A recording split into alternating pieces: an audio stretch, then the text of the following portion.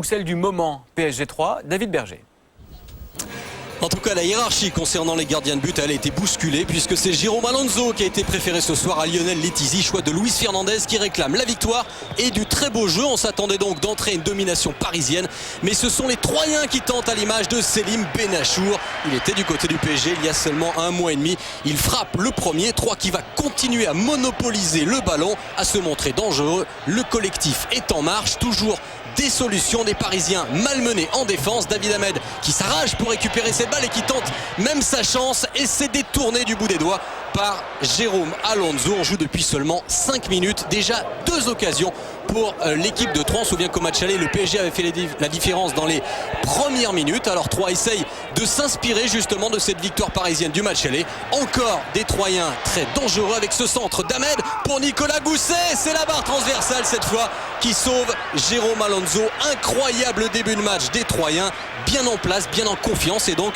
dominateur. Gousset, l'un des seuls 3 joueurs troyens à avoir marqué à l'extérieur cette saison-là. Barre transversale a sauvé le PSG, mais pas ici, sur ce coup franc somptueux. Toute la puissance de Frédéric Adam. Après seulement 10 minutes de jeu, 3 mènent au Parc des Princes, 1-0. Scénario catastrophe pour le PSG, ce coup franc terrible de Frédéric Adam qui sème donc un petit peu plus le doute maintenant dans le camp parisien. Ce n'est que la 4e fois cette saison que le PSG est mené 1-0 au Parc et à chaque fois que ça s'est produit auparavant, bien Paris ne s'est jamais imposé à la fin. Le PSG qui doit donc impérativement réagir, peut-être également sur coup de pied arrêté. Ça gronde dans les tribunes. Paulo César, c'est nettement à côté de la cage de Hurtebise. En tout cas, belle combinaison avec Ronaldinho. Le PSG qui s'est entraîné à huis clos tout au long de la semaine pour bien préparer ce match, pour être dans de bonnes conditions. Mais encore un coup franc, Benachour, le rebond qui surprend Jérôme Alonso. Stupeur encore au Parc des Princes, 2-0. L'ancien parisien,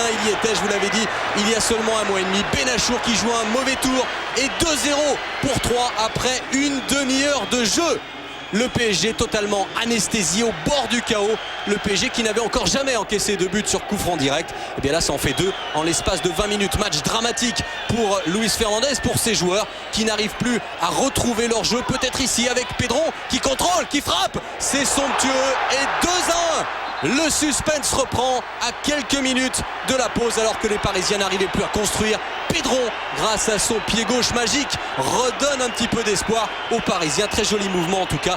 Et pour son 150e match en Ligue 1, Pedron redonne donc un petit peu d'espoir. Match vraiment exceptionnel par son intensité, par le contexte. En tout cas, on a vu pour l'instant 3 buts magnifiques et une équipe du PSG qui se réveille avec une dernière offensive dans cette première période. Le vent de la révolte soufflé par Ronaldinho qui a plusieurs solutions. Finalement, il s'enfonce et il frappe, c'est au-dessus. 2-1, première période riche en rebondissements. On se retrouve dans les vestiaires troyens. On se met chacun à sa position. Allez les gars. Si t'as besoin de quelque chose, Ouais, la prudence de Farouk Hatzibégic avant la seconde période. Alors quel scénario bien sûr pour les 45 dernières minutes. Eh bien première réponse dès l'engagement avec des Troyens qui continuent, qui visent le 3-1. Laurent Leroy justement qui va essayer de semer la panique dans la défense parisienne. Il s'y enfonce, il frappe et ça passe au ras du poteau. Le Paris Saint-Germain à nouveau malmené dès le début de cette seconde période.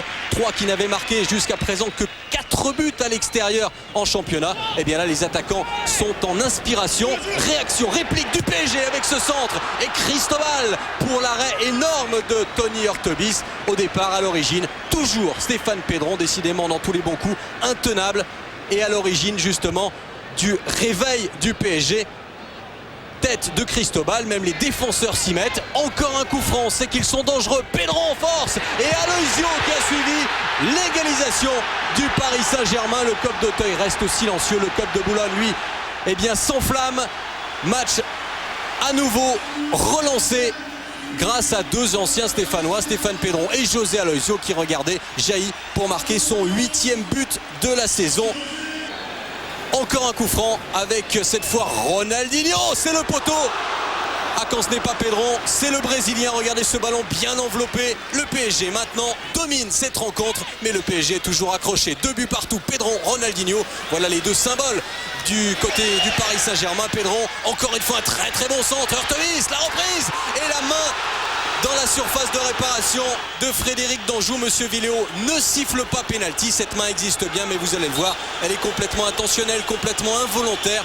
Il n'y avait donc pas pénalty sur cette reprise de Pochettino. En tout cas, 3 commencent à souffrir. Les Troyens qui avaient complètement le match en main en première période, et bien là, sont acculés dans leur camp. Encore une tête et encore un poteau dans cette rencontre. Alors que Leroy et Pedron se jettent pour éviter la sortie en touche. En tout cas, les Parisiens font bloc devant la cage de Tony Artubis. Regardez cette belle tête de Frédéric Dehu, repoussé par le poteau. Le PSG cherche la victoire, mais surtout, le PSG a retrouvé son jeu avec Ronaldinho, qui est encore à la baguette et qui s'enfonce, qui efface 4 joueurs. Ballon pour Fiorez, la frappe de Fiorez, elle est contrée, mais c'est dedans. 3-2 pour le Paris Saint-Germain. La joie de Stéphane Pedron, mais c'est bien Fabrice Fiorez qui a marqué ce but. Coup de chapeau également Ronaldinho. Regardez le coup d'œil de Ronaldinho qui fixe la défense troyenne et qui va ensuite faire parler sa vitesse, sa technique et surtout le petit décalage audacieux pour Fiorez qui efface David Régis. 3-2 pour le PSG, c'est exactement le scénario inverse du week-end dernier à Guingamp où le PSG, vous en souvenez, menait 2-0. Et bien là, la joie de Fiorez et de Fernandez, le public est aux anges et Paris continue à dérouler avec encore Pedron. Pedron pour Ogbéché qui vient de faire son entrée. À nouveau Pedron qui n'est pas en jeu et qui frappe d'instinct. C'est à côté. Pedron qui évidemment a été l'un des grands bonhommes de ce match et qui va ensuite céder sa place. Il reste quand même 20 minutes à jouer. Et pourquoi pas un nouveau rebondissement avec des Troyens encore. Ballon pour Gousset. Gousset le duel avec Alonso, il est perdu. Mais Potillon surgit pour sauver sur sa ligne. Incroyable. On a bien failli assister à l'égalisation de l'Estac. Regardez Gousset à la limite du hors-jeu. Alonso était battu et Potillon qui revient et qui est in extremis sauve ce ballon. On joue maintenant les arrêts de jeu. Le PSG mène toujours 3-2. L'une des dernières offensives de ce match, peut-être avec Fiorez à la lutte avec Danjou. Fiorez qui est passé. Il a jeté un petit coup d'œil sur sa gauche. Jérôme Leroy et rideau. 4-2 dans ce match. Le PSG va finalement s'imposer avec une très belle seconde période. Un PSG inexistant quasiment en première période et qui a complètement retrouvé son football. Soulagement bien sûr du côté des dirigeants, du côté des joueurs. On voit ce très beau but et on écoute bien sûr la déception de Farouk Azibeji. C'est nécessaire pour gagner les matchs. Ils sont poussés. Après, à un moment donné, ils ont eu la chance à concrétiser ces occasions. Non, je ne crois pas que mon équipe elle ait failli à quelque part. Dans l'ensemble des matchs, je suis satisfait malgré un match perdu, mais on mérite mieux quand même. Au moins match nul.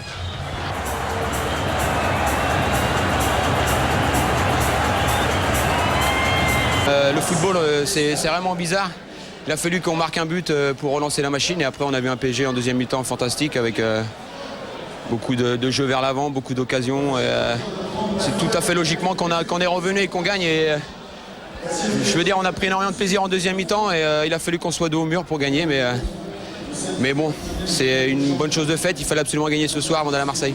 Je crois que tout le monde est frustré, déçu des résultats et de la séquence récente de résultats. Mais je pense que ça doit tous nous donner le moral et il faut tous s'unir et essayer d'être tous ensemble pour cette fin de saison parce qu'il y a encore quelque chose à jouer, comme je l'ai dit déjà depuis un moment.